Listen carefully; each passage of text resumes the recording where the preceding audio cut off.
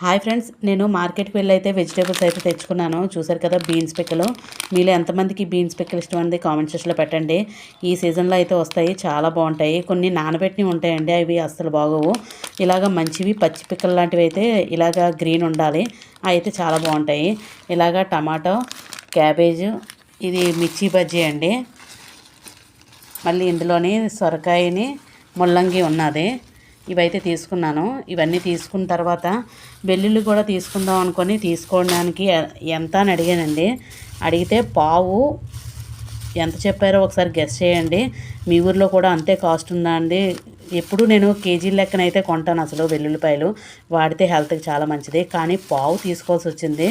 అసలు ఎంత కాస్ట్ ఉందంటే మరీ టూ మచ్ అనమాట. 160 రూపీస్ అండి వెల్లుల్లిపాయలు. పాయలు అయితే బాగానే ఉన్నాయి, కాకపోతే మరీ టూ మచ్ కాస్ట్ అయితే ఉన్నదన్నమాట. మీ ఊర్లో కూడా అంతే ఉందా కాస్ట్ అంతే కామెంట్ సెక్షన్లో పెట్టండి.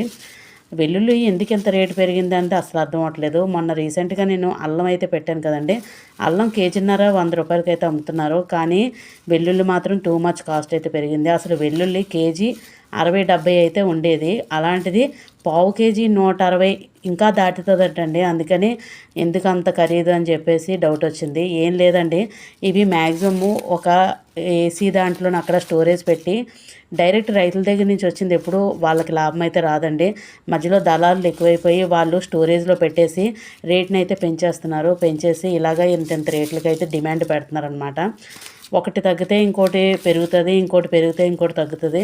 ఎప్పుడు అల్లం రేట్లో ఎక్కువ ఉండేది, అలాంటిది ఇప్పుడు వెల్లుల్లి రేట్ ఎక్కువైపోయింది. మీ ఊర్లో కూడా ఎంత ఉన్నదండి కామెంట్ సెక్షన్లో పెట్టండి. చూసారు కదా వెల్లుల్లి బాగా డిమాండ్గా ఉంది. అల్లం వెల్లుల్లి పేస్ట్ చేసుకోవడానికి అయితే చాలా ఇబ్బంది అవుతుంది అనమాట. ఎందుకంటే అప్పటికప్పుడు ఫ్రెష్గా అయితే చేసుకోవచ్చు, కానీ ఇప్పుడైతే పావు 160 అంటే నేనే నమ్మలేకపోతున్నాను. మీకు ఎలాగనిపిస్తుందండి కామెంట్ సెక్షన్లో పెట్టండి.